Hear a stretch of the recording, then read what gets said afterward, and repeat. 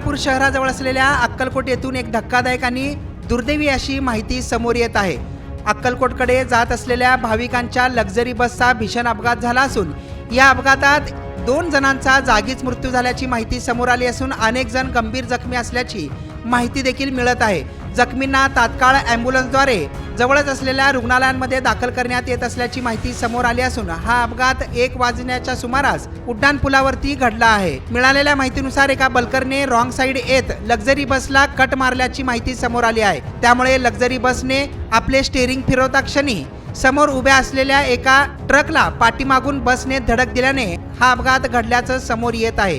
प्राथमिक माहितीनुसार या अपघातात 2 जणांचा मृत्यू झाला असून मोठ्या प्रमाणात बचाव कार्य सुरू असल्याची माहिती देखील समोर आली आहे।